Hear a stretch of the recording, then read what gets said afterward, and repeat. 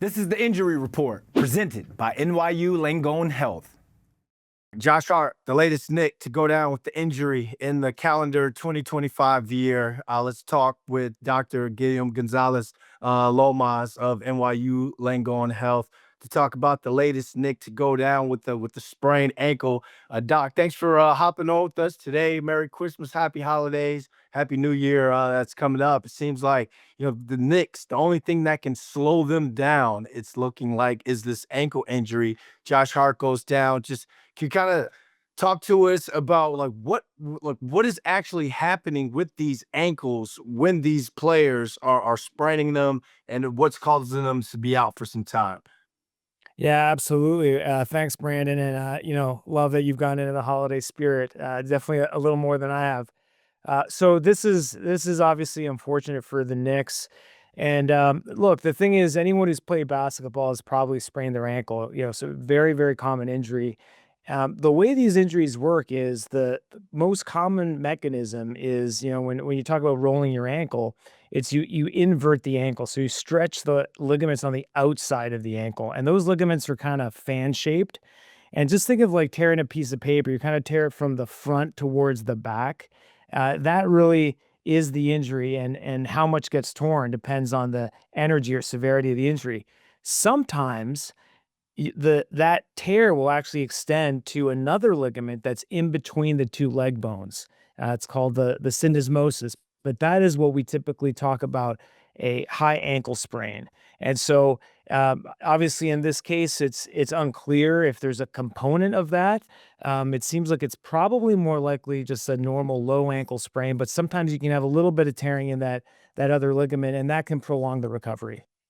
We're talking about a guy that kind of does it all as a utility guy out there on the floor. It's having himself a career year when it comes to shooting as well. Our Knicks beat writer for the Post, Steph Bondy, said that he was going to miss this 3-game road trip and then be reevaluated when the Knicks return from it. So, what impact is this going to have on a guy like Josh Hart? And could this be something that lingers throughout the course of the season?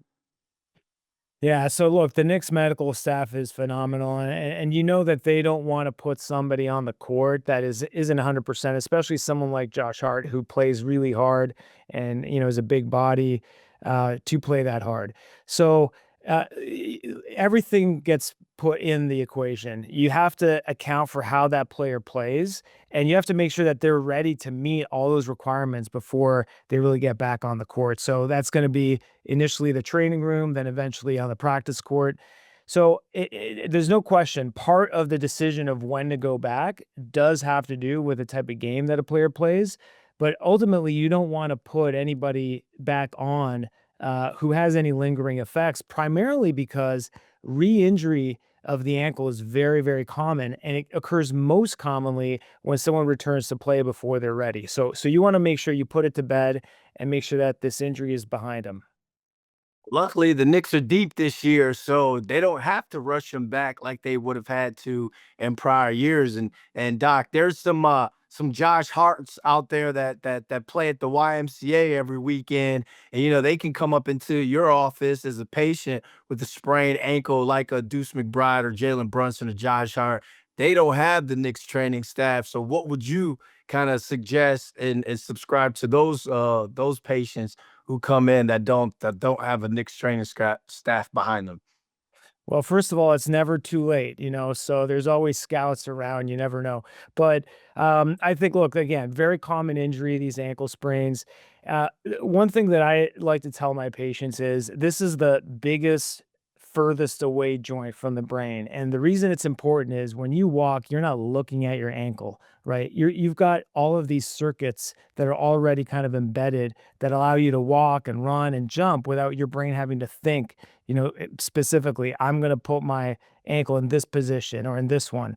What happens with an ankle sprain is a lot of that circuitry gets disrupted. So if you go back too soon, it's extremely common to have another injury, right? So to get the same injury, and you do that over and over again, you can end up with ankle instability, sometimes even requiring surgery. So what I tell patients is have an initial period of rest.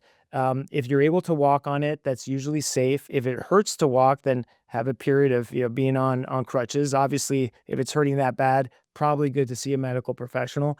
And the next step is starting to move the ankle. So I strongly recommend physical therapy for this. A lot of people think they can just power through it, but physical therapy is super important. It reestablishes that circuitry and that timing. And then over usually the next 2 to 4 to 6 weeks, depending on the severity of the injury, they should get back to their full range of motion, decreased swelling, and good strength. And then you start to get back to that sports specific training. Once you're good to go, you're good to go. Doc, you just up my ankle awareness attributes on Madden to like 99 just now with that. I'm like, I never thought to like be conscious of how what my ankle's doing when I'm walking or anything. So I appreciate that, man. This was fun. And happy New Year's to you. You got it. Happy New Year.